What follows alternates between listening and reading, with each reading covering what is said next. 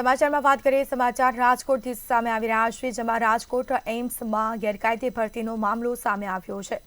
તો એમ્સ હોસ્પિટલમાં જે ગેરકાયદે ભરતી કરવામાં આવી છે અને સમગ્ર મામલે સાંસદ પરસોત્તમ રૂપાલાનું નિવેદન આવ્યું। આ મામલે ફરિયાદ મળી છે, પરસોત્તમ રૂપાલાનું નિવેદન સામે આવ્યું છે। ફરિયાદના આધારે તપાસના આદેશ અપાયા છે। આ અંગે તપાસ પણ કરવામાં આવશે તેવું જણાવ્યું। એમ્સમાં કોઈ પણ ગેરરીતિ ચલાવી નહીં લેવાય।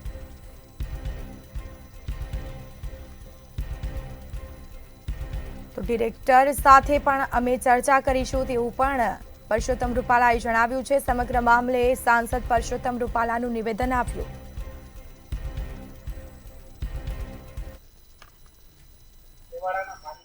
આરોગ્યની સેવા સૌરાષ્ટ્ર ગુજરાતની સૌથી મોટી એમ્સ હોસ્પિટલ એક જ છે। હવે ત્યાં ભરતીનો વિવાદ આવ્યો છે। પૂર્વ અધિકારીઓએ લાગતા ઓળખતાને ભરતી કર્યા છે। હવે તો સર્ટિફિકેટ પણ આવ્યા છે। તેના દીકરાને ડિસેબલ હોવા છતાં ફિટ કરીને વર્ક પહેલા ભરતી કરી પોતાના પુત્રને સીડીએસ કટોચ પૂર્વ ડાયરેક્ટર એ વિગતો અમારા ધ્યાન ઉપર આવી છે અને એમાં તપાસ કરીને સંબંધિતોની સામે જરૂરી કાર્યવાહી કરવા માટે અમે ભલામણ કરવાના છીએ। રૂપાલા સાહેબ એમ્સ જ્યારથી બન્યું ત્યારથી વિવાદ, કારણ કે ત્યાં એક એવો પણ વિવાદ આવે છે વડાપ્રધાનનું સંપૂર્ણ વકલ પરંતુ ગુજરાતીઓને મૂકીને માત્ર હિન્દી ભાષીઓની ભરતી કરવામાં આવે છે। આ એનું સીધું આક્ષેપ છે। તાજેતરના એમબીબીએસ ઇન્ટરવ્યુમાં લોકલની બદલે તમામને બાદ ભરતી કરી ઇન્ટરવ્યુમાં માત્ર નામ જ પૂછવામાં આવે છે। હું એનું ખુદ સાક્ષી છું। એવી તો કોઈ રજૂઆત અમારા સમક્ષ આવી નથી, એટલે એની ઇન્ટરવ્યુની વિગતો અને એમાંથી અમે એના જે ઇન્ટરવ્યુ આપનાર લોકો હશે એમને મળી અને આ વિષયની ચકાસણી કરીશું।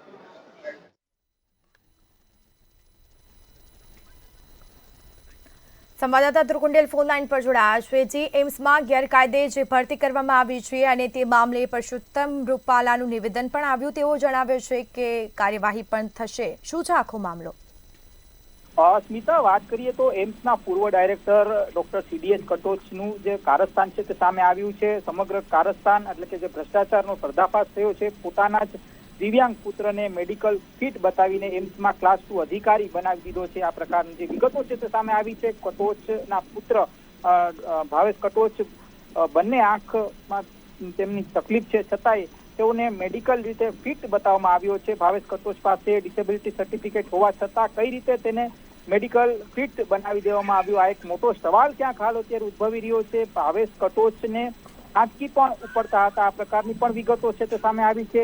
ત્યારે ચોક્કસથી કહી શકાય કે જે દવા તેમના દ્વારા જે લેવામાં આવી હતી તેની પણ એક જે વિગત છે તે સામે આવી છે। ભાવેશ કટોચ 17 વર્ષથી આંચકીની દવા લેતો હતો, આ પ્રકારની વિગતો પણ સામે આવી છે। ત્યારે ભાવેશ કટોચ પાસે 60%નું જે ડિસેબિલિટી સર્ટિફિકેટ હોવા છતાં તેને કઈ રીતે મેડિકલ રીતે ફિટ બતાવવામાં આવ્યો, ખાસ તો આને જ લઈને હાલ અત્યારે સવાલો ક્યાંક ઉભા થઈ રહ્યા છે। કઈ રીતે કટોચ છે તે ક્લાસ 2 અધિકારી બન્યો, ખાસ તો તેમના પિતાની એટલે કે ડોક્ટર સીડીએસ કટોચની ભૂમિકા કઈ પ્રકારની હતી અને આ સાથે ક્યાંક ને ક્યાંક હાલ અત્યારે એમ્સમાં ભરતીમાં મોટું કૌભાંડ સેવાયું છે તે પ્રકારની આશંકા અત્યારે સેવાઈ રહી છે। આ સાથે કહી શકાય કે જે એમ્સના જે એડમિનિસ્ટ્રેટિવ જે પૂર્વ હેડ હતા તેમના ભાઈની ભરતીમાં પણ અત્યારે ક્યાંક ને ક્યાંક શંકા ઉપજે તે પ્રકારની જે ગતિવિધિની જે વિગતો છે તે સામે આવી છે। ત્યારે સમગ્ર મામલે પરસોત્તમ રૂપાલા કે જે પોતે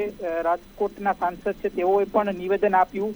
આ મામલે તેઓને ફરિયાદ મળી છે તે પ્રકારનું નિવેદન છે તેમને આપ્યું। અમે ફરિયાદના આધારે તપાસના આદેશ પણ આપી ચૂક્યા છે। આવી પણ એક જે વિગત તેમના દ્વારા કરવામાં આવી છે। ત્યારે કોઈ પણ પ્રકારની જે ગેરરીતિ છે તે ચલાવવામાં નહીં આવે અને જે પ્રમાણે હાલ ભરતીની જે અત્યારે જે વિગતો બહાર આવી છે તેની સંપૂર્ણ તપાસ થશે। આ પ્રકારની જે માહિતી છે તે પ્રેસ સમક્ષ પરસોત્તમ રૂપાલા દ્વારા આપવામાં આવી છે। બિલકુલથી જાણકારી આપવા બદલ આપનો આભાર। તો ફરિયાદના આધારે તપાસના આદેશ અપાયા છે તેવું સાંસદે જણાવ્યું છે। કાર્યવાહી પણ કરવામાં આવશે। જેમાં એમ્સમાં કોઈ પણ ગેરરીતિ ચલાવી નહીં લેવાય તેવું પરસોત્તમ રૂપાલાનું આ નિવેદન સામે આવ્યું છે।